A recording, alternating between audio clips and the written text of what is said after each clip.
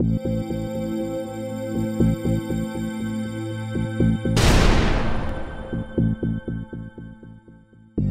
evening, friends, and welcome to another edition of the Bill Crane Report. We are absolutely loaded tonight with stuff. And Duane is going to be the judge tonight. I'm going to give him a whole bunch of things that he's going to pass judgment on. My knowledge of law is zero. Right, but actually, Duane probably will resemble a hanging judge more than anything. 'Tis true. But anyway, so Duane and I are here tonight to educate you and hopefully entertain you. I have a couple of questions before we get into the judge stuff, Your Honor. Lay it on me. Just quick ones that came to mind. Does Hillary Clinton run in 2016? I don't think she has any choice but to run. She's going to run. She's going to run. It's programmed. Absolutely, it's going to run. It's her destiny. Yeah. Okay. Well, she believes it is anyway. Yeah. How do you feel about that? I mean, Hillary? Yeah. No, I guess the idea of her running.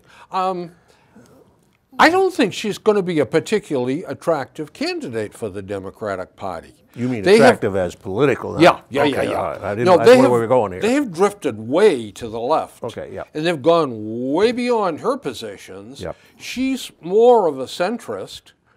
I don't think that she's going to be the strongest candidate. No, she's not. She's not what they're looking for. No. But she's going to run on her volition. Yes. Oh, yes. Yeah. Because it's destiny. That's her destiny. It's her destiny, Yep. absolutely. Manifest destiny. Does Elizabeth Warren run? I don't think so. And I certainly hope not. But she's looming on the horizon. Yeah, there's some of that fringe area that support her for some unknown reason, and I don't know what's the attraction there.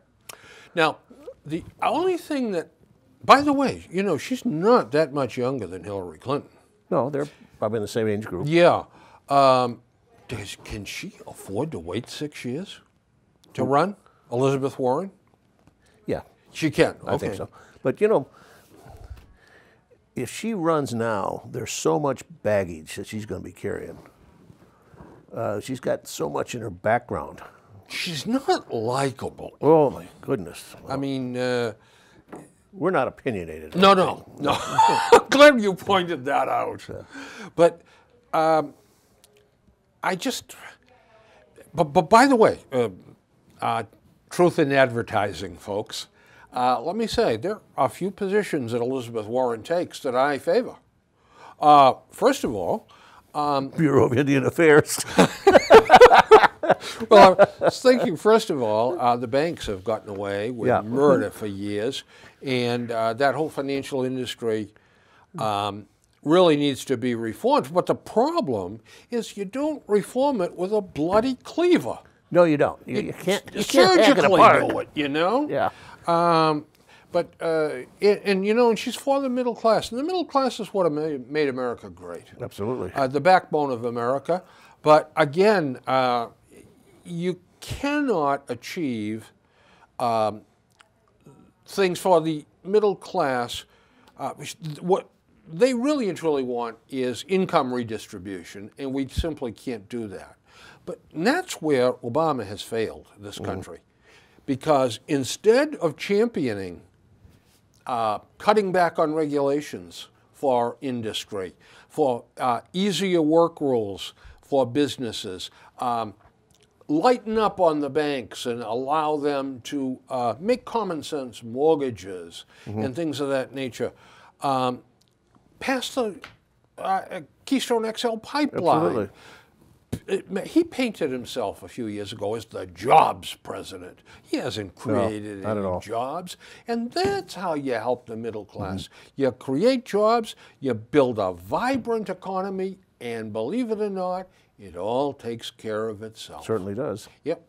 We sent so many jobs overseas, it's time to start bringing them back. Yeah, I'm glad to see that some of the advertisers now and some of the products are starting to put that little American sticker on it, saying made in the USA, and start taking some pride in that. Exactly. No, I tell you, I agree with you 1,000,000,000% on that.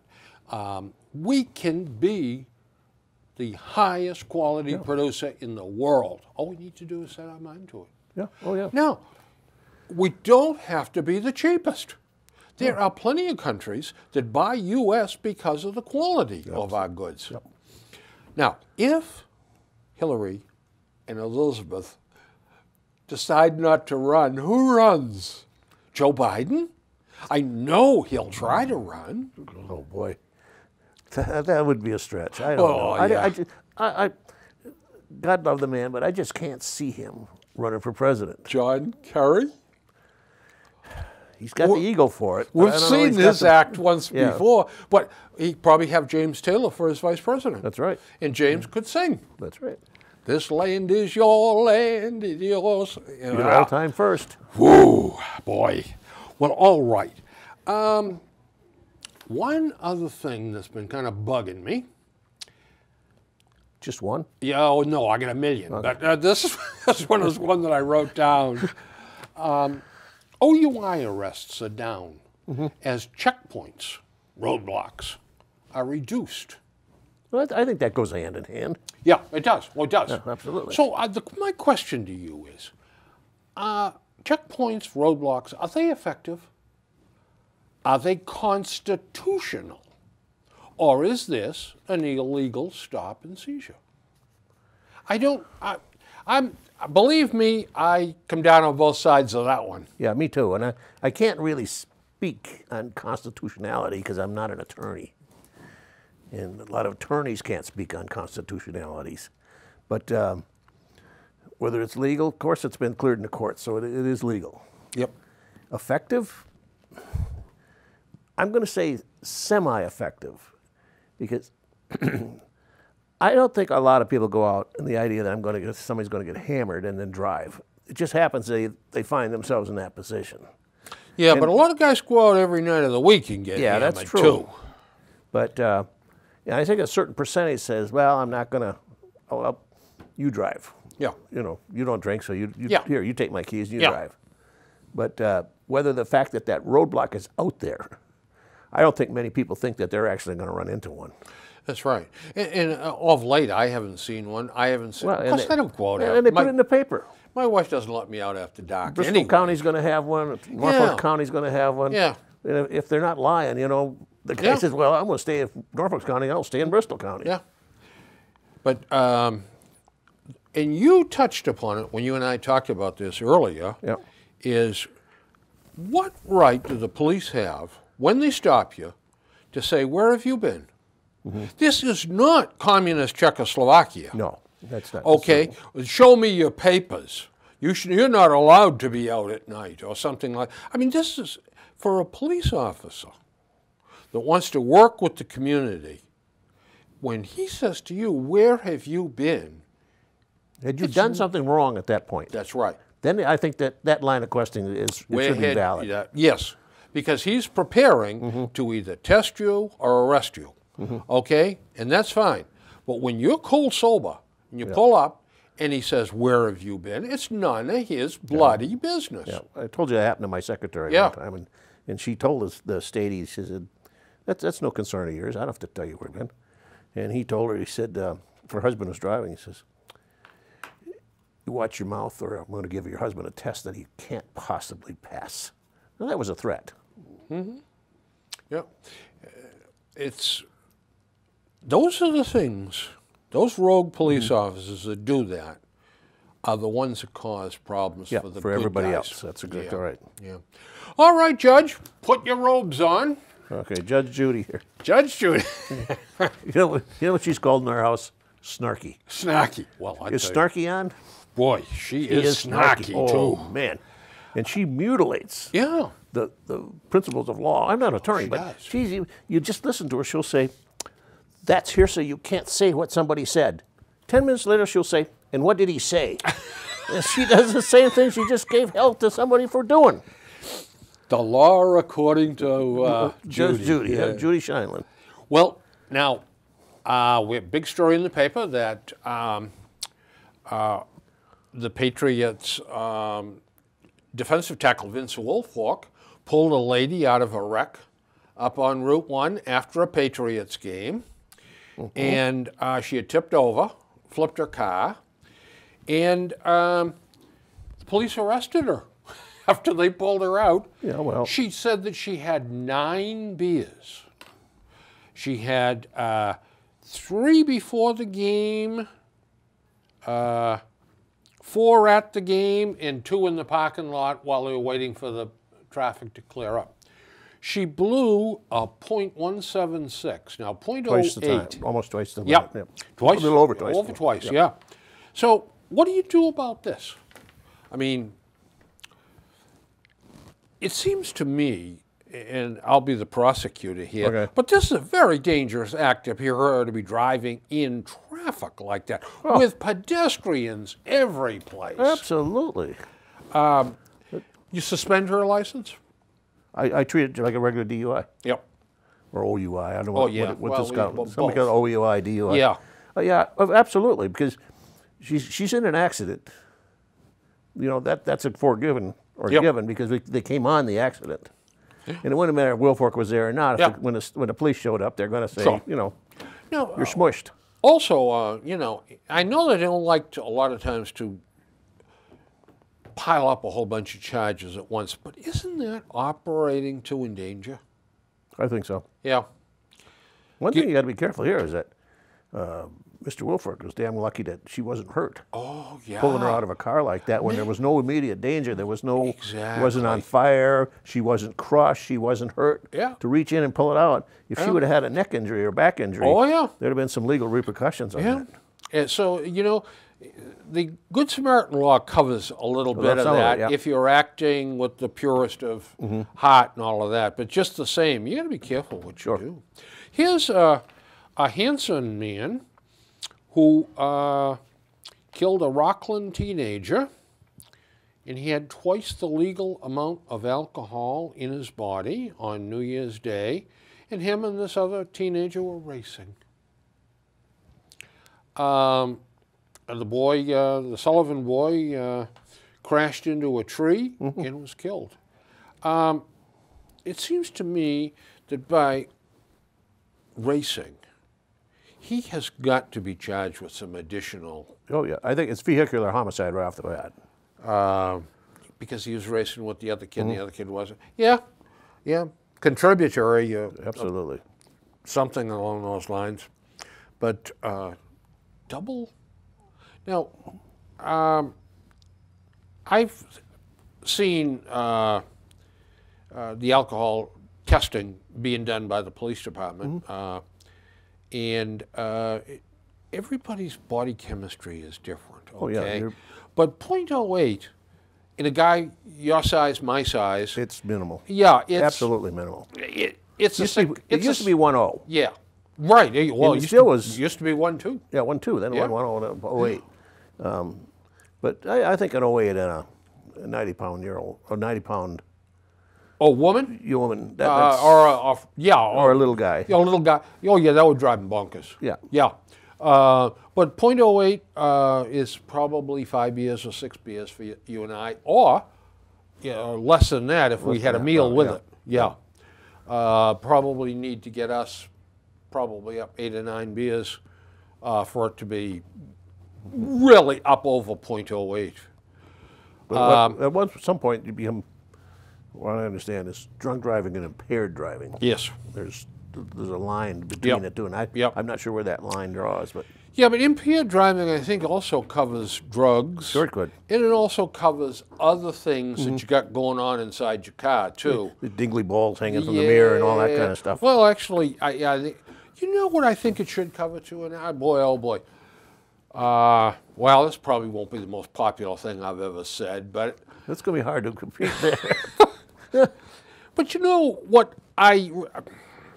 somebody will pass me Yeah. with a huge dog in the front seat, and they got the dog across their lap, and the I've dog's seen head that. is sticking out the... Driver's side. Now, how the... Oh, out the driver's side. Oh, yeah. I've seen that, I too. mean, how the bloody hell is that not driving impaired? It is. I mean, you go to hit it and you hit Roscoe in the gut with your arm. I Of mean, course it is. oh, don't do it, folks. Well, now I got a sticky wicket for you here on this one. This is going to be a little bit more difficult, so you're going to have to put your thinking cap on this one. Well, if I don't know anything about it, I'll just make it up or bail out of it, that's all. Driver to plead guilty in cyclist death. New Hampshire woman 20 could face prison term of 30 years. Okay, this is the one where she came across the bridge and she plowed was into the... under the influence of the drugs fentanyl, Klonopin, and Percocet when she drove over the Neil Underwood Memorial Bridge, crossed a double yellow line, and struck a group of cyclists. That was the second time that day. That's right. That she was picked up for something. Exactly that's right. Another part of that. She went to another woman's house, and the woman gave her more drugs. That's right. And then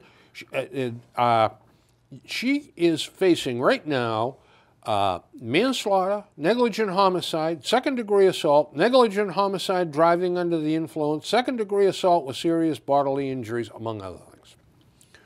Now,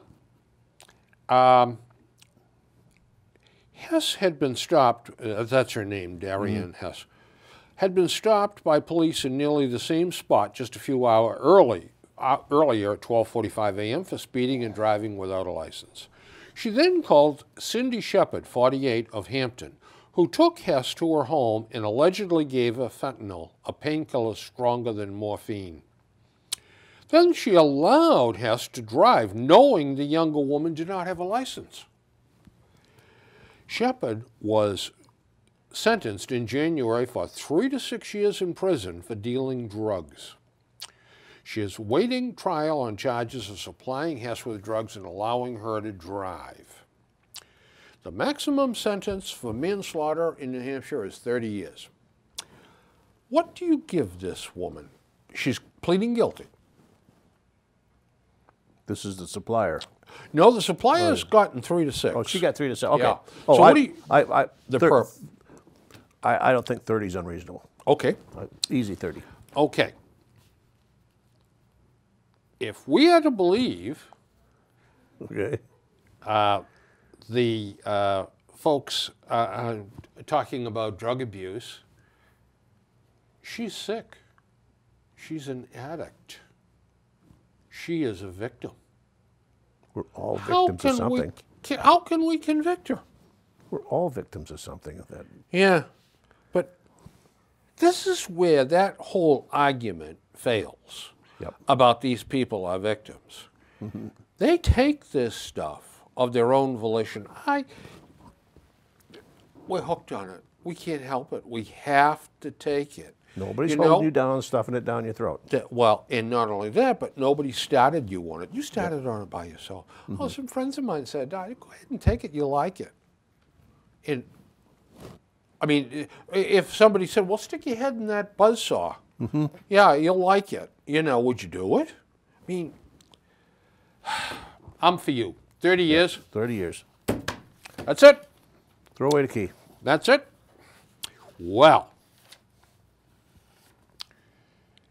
here's an interesting story about a 14-year-old boy that the police spotted along with a group of males, and the boy ran.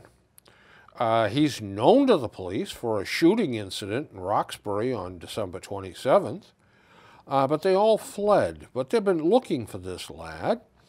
He got out of the front seat of the car, clutching his right pocket with his right hand. Concerned that he had a weapon, the officers stopped the individual, recognized him as Lee Harvey, described by police as a known gang member, and they patted him down. They found a bag containing a hard substance consistent with crack cocaine, and he was arrested. Occupants of the vehicle across the street began conversing with other occupants in the sedan, and at this point, a 14-year-old boy got out of their sedan, according to Coakley, one of the officers. Officers also began speaking with another male. Harvey jumped up from where he was sitting on the sidewalk and urged the others at the scene to run. Well, anyway, they ran. But the police found a firearm hidden in layers of pants worn by the 14-year-old. He was arrested on juvenile delinquency charges involving unlawful possession of a firearm, ammunition, and carrying a loaded firearm.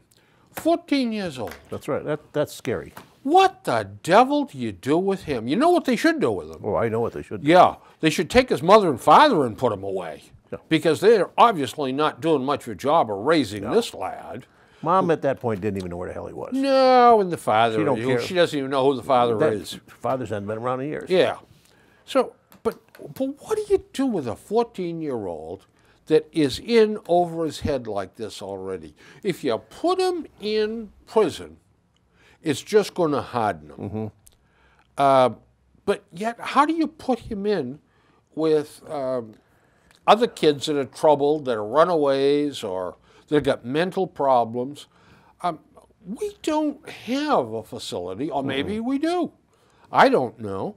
But where the devil do you put somebody like that? At 14, you got no place to go with it. You can't put him back in the school system. Yeah. I mean, this kid here obviously is acting like an adult criminal. Oh, yeah. I mean, you can't put him back in high school or middle school and say, now, behave yourself, sit down, look at the books, and listen to what your teacher says, because that isn't going to work. We have glorified this. Now, you know, when you get 70 and 70 plus, you kind of lose track of the terms. We lose thug life, the gang thugs, the tough. We've glorified that, so some of these young 13, 14-year-olds think this is really cool. Oh, yeah. And it's not just being the thug, it's the whole thing. It's the clothes, it's the attitude, it's the deadly stare. How about the way they wear their cap? Well, With the brim is at a certain angle, you belong to this gang, it's over here, it belongs to that gang, and all that. Now, when you can get killed for wearing the wrong collar in the wrong neighborhood. Yeah, isn't that something? That's crazy. It is insanity. It's insanity. Absolute insanity. Poor people that live there don't know, I can't go out because I got a blue sweater on, you know? Well, that means my blood might shoot me. If I got a red sweater, the quip might shoot me. This is what drives me crazy. Yep. People in those neighborhoods will go out in the streets and they will absolutely demonstrate all over the place about a young man that happens to get shot out in Ferguson. Yep. But yet, they will not go out and demonstrate about crime in their neighborhoods. On a nightly basis. On a nightly basis. The drug dealers are on this side of the street over here. We got other drug dealers over here. We run this part of the neighborhood. You run that part. That's right. And there is gunfire all night long. I mean, why do the people say, hey, legislature, pass some stop and frisk laws? We tried that a few years ago. Massachusetts Supreme Court threw it out. And the religious leaders complained that they weren't, again, the black lives didn't matter. That's that same token. So they didn't say that in those days, but what they were saying is that you don't enforce the law. So now they were going to enforce the law. So they started stopping, gang profile on the street. Yeah. Well, all of a sudden, you're stopping our young men and searching them. Yep, that's right. All of a sudden, well, what do you want? Profiling. That's what you're doing. You're profiling these young black men. Listen, I mean this as sincerely as anything I've ever said in my life, okay? I'm not out there trying to persecute young black men. I'm trying to save them. I want to love them. I want them to be decent citizens. But how you start is to get their neighborhood safe. Yep. Okay? Get them into school. Get them educated. Get them to a trade school so they can get jobs. Get away from that mindset. And get away from the drug dealers. And get away from the pimps. And get away from the prostitutes. I mean, it sounds simple when you and I say it, but boy, I'm telling you, it's not. It's not, and if we, if we can't break this mold of the way these kids are born and brought up, and raised by a grandparent, and sent out to fend for themselves. Breakdown of the family. Yeah. Nobody checks their homework at night. Nobody makes sure they go to school. Nobody makes a lunch for them. Nobody gives them money for a lunch. Although I guess in school now you get a free hot lunch and all that stuff. But nonetheless, I mean, nobody is encouraging them to get an education. And if you do, their peer group condemns it. Uncle Tom. Well, there's some classes, and a friend of ours taught in an area like that. If the student did well, the other ones would say, well, you're acting white. I know. I know. Boy, I'll tell you, it's a bad situation, and we don't know what we're going to do with this lad, this 14-year-old lad. The justice system will be seeing him again very shortly. Oh, sure. Yeah. No, he's going to be at probably 18 will be a statistic. Yeah, so. Yeah, you're absolutely right. Yeah. Well, we'll read. 18, you know, whatever his name was here was stabbed to death last night. Yeah, left to die on a street corner. Ernest Watkins has just turned 16, but he could spend the rest of his life behind bars. He and this other girl that was with him stabbed 39-year-old Chirby Lajaway more than 40 times, killing him. He was only 14 at the time.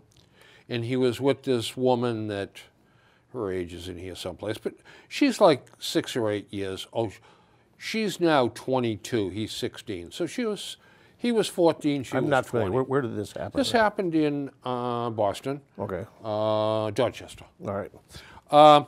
So 14 years old, and he stabs a guy 40 times. The guy bled out. The EMTs got there and they said there wasn't anything he could do. Yep. This guy was beaten, kicked, stabbed, dragged out onto the sidewalk, back out onto the street, back and forth during the course of the time, and they, including their group, including these defendants, stabbed him.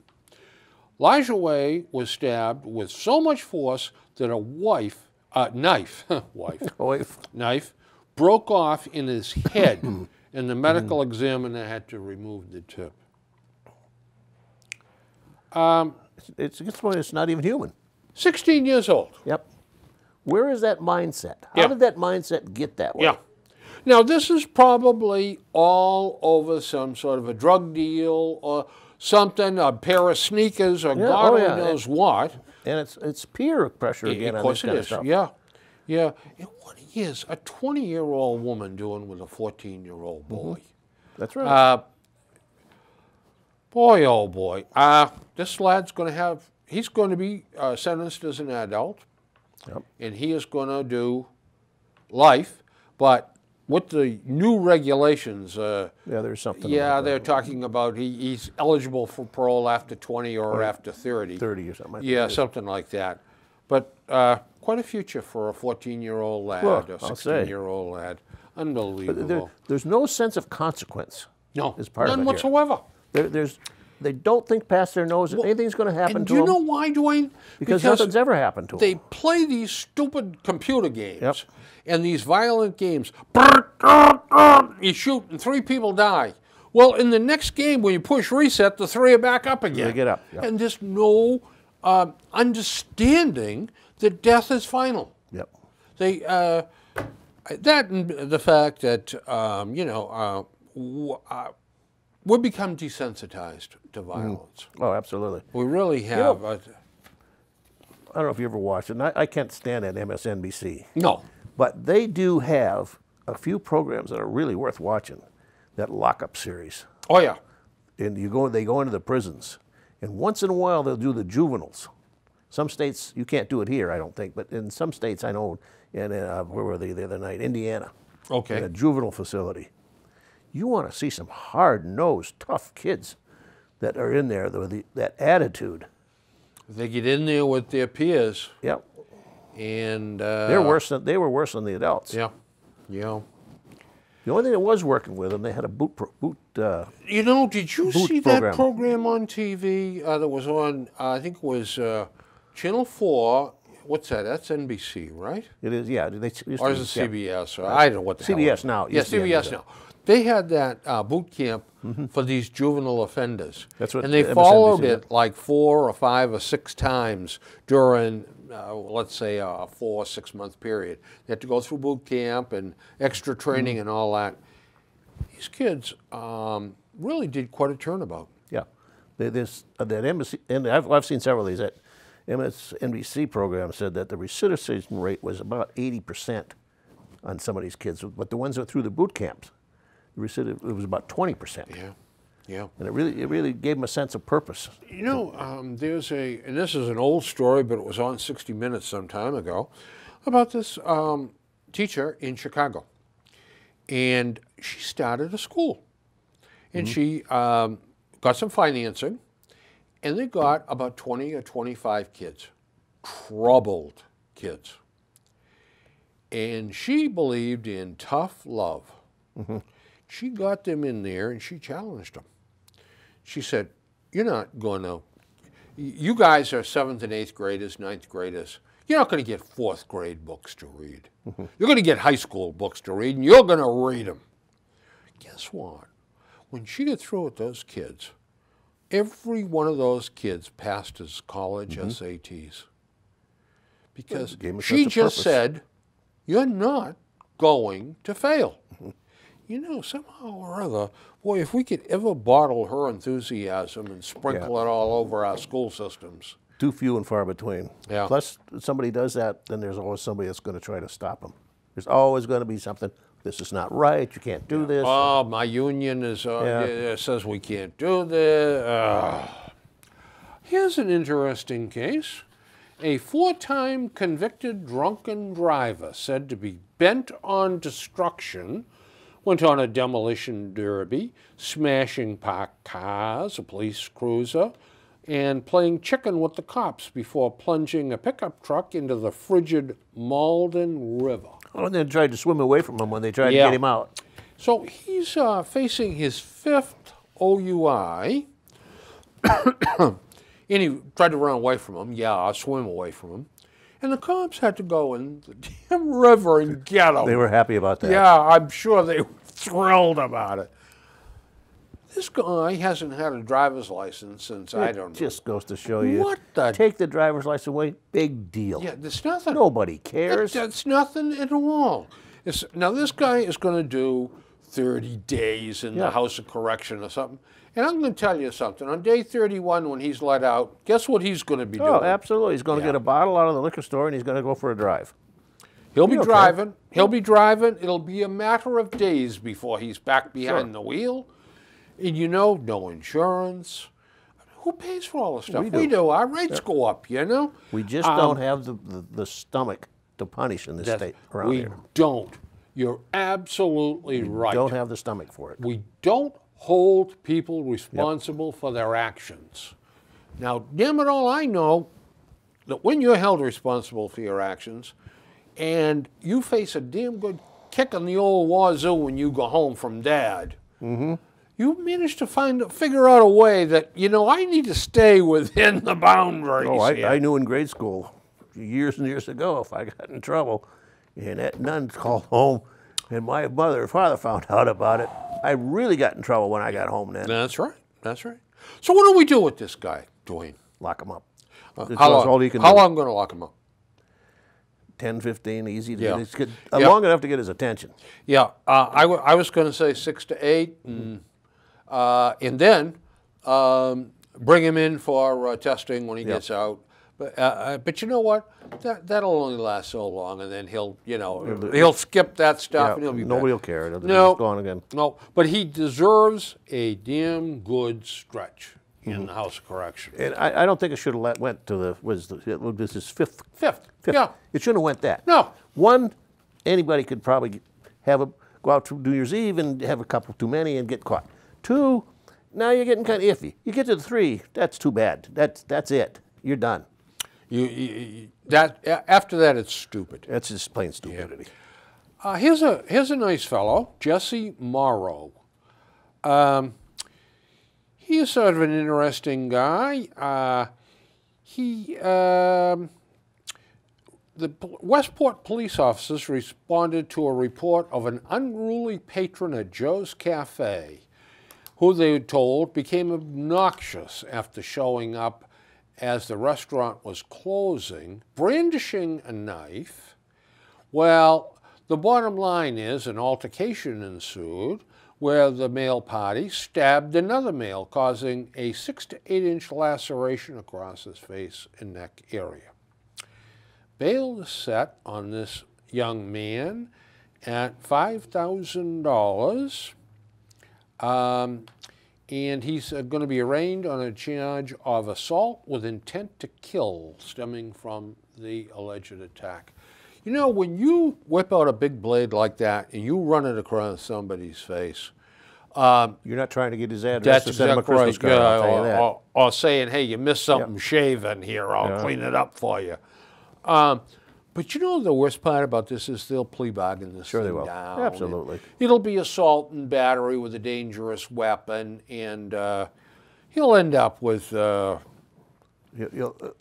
suspended or probation. Yeah, or a few months. You know what else that really bothers me? You read some of these articles, and some kid shoots somebody or so he gets shot, and you think he's got conviction after conviction after conviction after he probably shot 2 or 3 people before that. Why is he still on the street?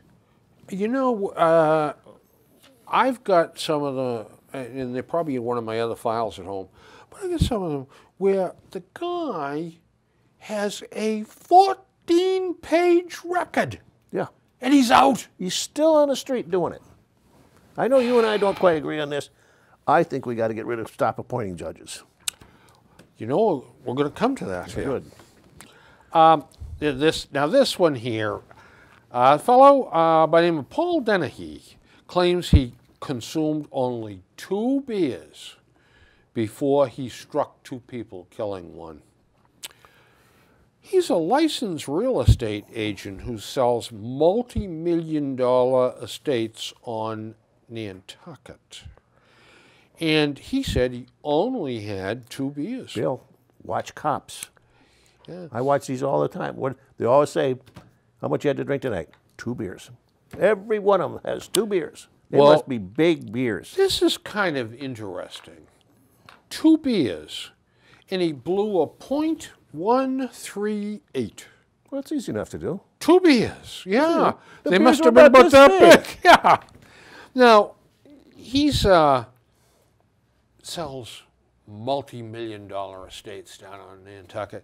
Do you think he's going to receive anything more than a tap now? Not a thing. Nope, because you know why? Not a thing. He is lawyered up, I'm sure. Whoa. And that lawyer is going to make sure that boy is right back out there selling real estate, because this was wrongful arrest. Oh, it'll be always the technicality they're going to get him on. Well, here we go. Boston police arrested a man Wednesday after an alleged, I like this alleged stuff, crime spree that involved robbery, attempted carjacking. Fellow went into CVS pharmacy. Do you think you went in there for a pack of gum? No. Well, you get a pack of cigarettes. He said he had a gun. And he demanded the store's entire supply of Adderall. Okay. He was told it would take several minutes to complete his order, so he left. But he was said he'd be back. An hour later, the man allegedly... light bulb in the box. Yeah, this guy's really sharp. Yeah. About an hour later, the man allegedly robbed a Walgreens pharmacy on Washington Street, this time making off with 2 bottles of Adderall before fleeing on foot. The police searched the area but couldn't find him, but about 45 minutes later, he tried to carjack a vehicle at the corner of Com Ave and Mass Ave, brandishing a knife in the process. This is a non-violent drug offender, you see. Again, he failed, but the officers saw him running away. They ordered him to stop, but the man ran off. Drawing their guns, they caught him and confronted him a second time. They demanded he stop and show his hands, and he began clutching at his waist area. At this point, several officers converged on him, took him to the ground, and handcuffed him. He was charged with Kerry Bell, 37. He didn't shoot him. Yeah, he was charged with carjacking, unarmed robbery, resisting arrest, assault by means of a dangerous weapon, and they said he was found carrying a plastic Walgreens bag containing several orange pills, which the police said was the stolen Adderall. They took him to the store, and the clerk said that's him. But again, Now, he's going to walk. Yes, but here's the thing. This bum, and that's what he is one of these guys that our more liberal friends want to put back out on the street. We don't want him in prison. No. Prisons are overcrowded. This guy here has a problem, you see. He's an addict, and a lot of these guys are non-violent addicts, and they can be put back out on the street. This guy, does he sound like he needs to be out on the street? No. No. He needs to be in a room where they have a door that they lock every night. And would you give him 3 to 5? 10. 10. If nothing else, to dry him out. I like his style. At least 10 to dry him out. There you go. 2 repeat offenders face new gun charges. I like these stories. One man who was accused of killing a teenager in 2001 faces a series of charges connected to 2 firearms found in Dorchester. Wait a minute, he killed somebody in 2001? In 2001. Well, he's not out on the street. He was accused of it. Okay. He was never convicted of it. Oh, okay. John Montero was arrested by police. I jumped the gun there. Yep. No pun intended there. They investigated a shooting, spotted 2 cars on Columbia Road that matched the descriptions of the vehicles, and went after these people. They watched as the 31-year-old Montero left a car and walked into a pizza shop. As he returned to his car, he was approached by officers who spotted a pistol resting on the passenger seat of the vehicle. The loaded gun, a Sig Sauer, was recovered by the police. Montero was charged with unlawful possession of a firearm, unlawful possession of ammunition, and a subsequent offense. He is in jail. Doesn't he know we have gun laws? Yeah, yeah. And a bail was set at $50,000 cash, which is $500,000 through a bail bondsman. He was acquitted in 2005 of a murder charge filed after he and another man engaged in a confrontation with Jeffrey Douglas, 17, at the Fields Corner MBTA station that ended with the fatal shooting of the teenager. They persuaded the jury that they acted in self-defense when Douglas displayed a large knife. Both men were convicted of gun charges, however, and sentenced to prison. What do you do with a guy like this? This is exactly what, these are the guys that we've got to throw in the can and throw the key away. These are the guys that give every legal gun owner that plays by the rules a black eye. Okay? These guys that have no regard for the law at all. We do. Okay? They don't. They don't. That doesn't mean anything to as them. a result, bango. They've got to put these guys away. Well, you remember former mayor of Boston, Thomas Menino. You do a gun crime, you're going to take your driver's license away. Then he found out that they didn't have driver's license to start with. Yeah, Tom, logic sometimes wasn't his strong suit. Yeah. Also on Thursday, in another case, Christian Jones pleaded not guilty to unlawful possession of a firearm, unlawful possession of ammunition, carrying a loaded firearm, and being an armed career criminal. He's in a $30,000 cash bail. A group of people associated with the Academy Homes Group that was standing at the end of a dead-end street ran away from the officers, according to the prosecutor's offices. Officers pursued them, found a .45 caliber pistol near a shoe allegedly belonging to Jones. He ran out of his shoes. He had previously been convicted of assault and battery in 2009 and a similar violent crime in 2005 when he was a juvenile. Again, he's already gone down the tubes for carrying a gun. Here it is again. There's no punishment. Put them away. That's right. But this time, he now is a armed career criminal. I think that's like 15 years. Yep. That's a good, and I think that is a very appropriate sentence. You listen to the people. Remember the 3 strikes out? Yeah. They said how unfair that is. Why, he's got 2 felonies, and now he goes into CVS and he gets caught shoplifting. Well, he can go to prison for that now. Well, he should go to prison. Absolutely. The fact that the severity of the 3rd charge should not be a determining factor. You set yourself up into that 2 out of 3 strikes already. You got to be willing to do the time Yep. if you do the crime. 2 men arrested on gun charges. This just goes on and on. But here's a group walking along.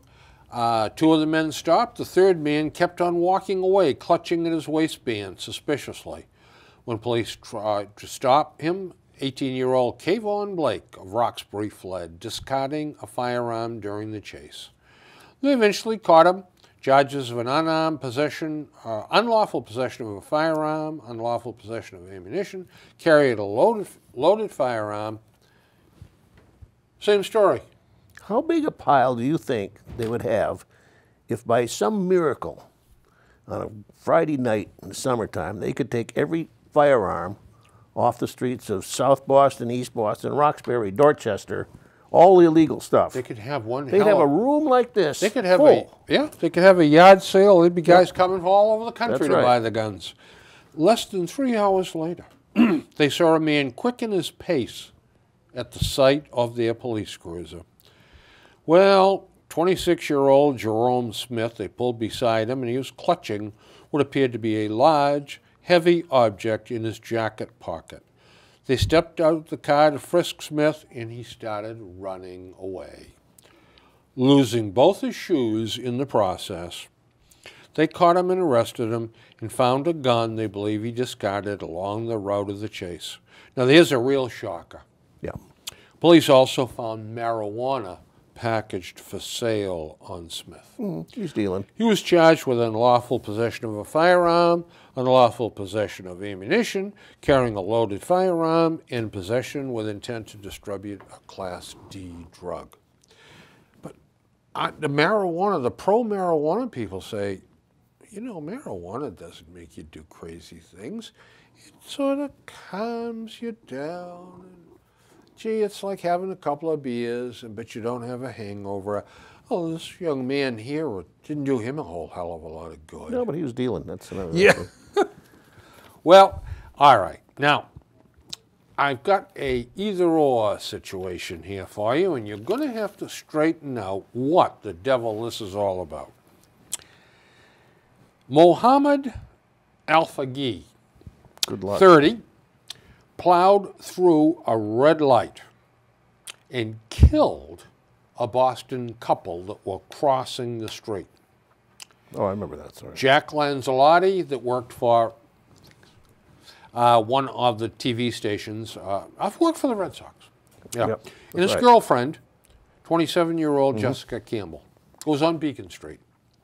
This guy, there's evidence to show that he went through the red light 7 seconds after it turned. Yep. And hit them both and killed them. Well, guess what he got for a sentence? I don't know. I didn't see the Would you believe 18 months for killing 2 people? yeah, I believe that here. Now, Surprised he didn't get suspended. I got a little evidence for you here, and then the big question. Okay. It's not going to be about the Big Bang or anything, is it? Okay. Al-Faqih, a native of Yemen, who moved to the United States in 2000, said through an Arabic interpreter that he accepted responsibility for the fatal crash and wished to waive his right to a trial. Okay, now do you have that clear in your mind? It's there. Yeah, and he had an interpreter. Mm-hmm. Yeah, Alpha Gee, didn't go unnoticed. A U.S. citizen, has a wife and 4 children. How did he become a citizen and get a driver's license when he obviously can't speak English? Good question. How did he write the written exam? Exactly. Exactly. I have got a wonderful article. I didn't bring it this time because it really didn't fit with what we're doing, but it's about states that are requiring high school seniors to pass a 100-question test about citizenship. Civics and citizenship. Yep. And that should be mandatory for guys like this, too. Absolutely. You want to become a naturalized citizen? Then by gosh, by golly, you're going to understand what your country is and what it's all about. Did it say he's a citizen? Yeah, he's a U.S. citizen. Okay. Yeah. But here's the other thing, too. He had no previous criminal or driving violation record. He said he does not drink and was sober at the time. If found guilty, he could have received a maximum sentence of 5 years for killing 2 people. Now, if it was an accident, if it was a rainy night, if they tried to run across in front of him and he killed him, that is a pure accident. But to go through a red light 7 seconds after it turned, according to the witnesses. What were you doing? That's at that point. Exactly. Was he on the phone? Yeah. Was he texting? Who knows? Yep. But he certainly wasn't paying attention to the business at hand. No. But and I don't see how that's a fair sentence. 18 months. Oh.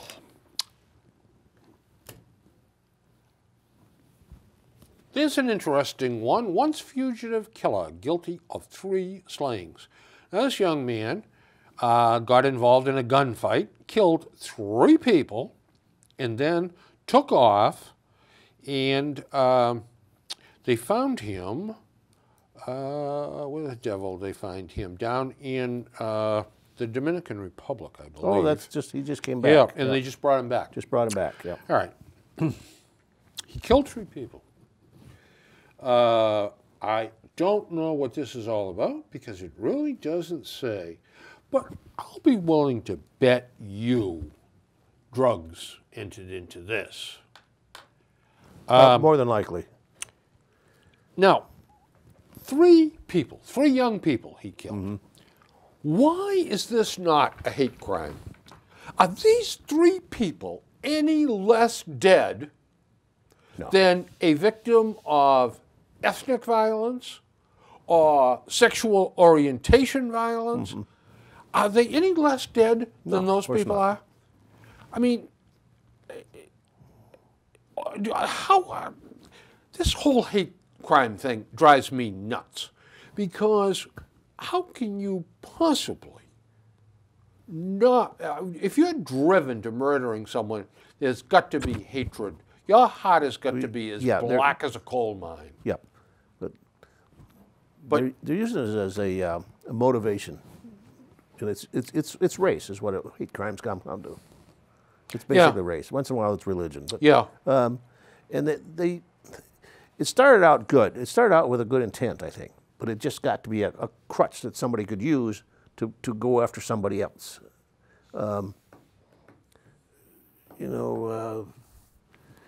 It's got to the point you can't prosecute, or you do prosecute. It's gotten kind of crazy with some of that things. They've suspended that double jeopardy law. Because they'll say, well, it's a hate crime. Yeah. Well, what hate? What is that? How is?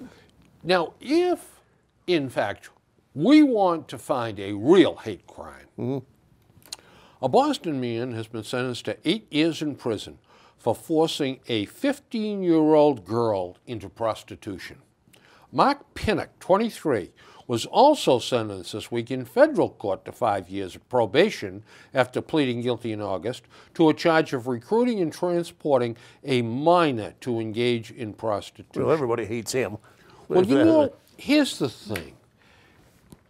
I can't think of a much worse crime than picking up a 15-year-old runaway girl and forcing her into prostitution. She loses her innocence. She loses her dignity. She loses her childhood. She's done. Now, that's a hate crime. That's a hatred or hated crime for sure. Yep. That is a terrible thing.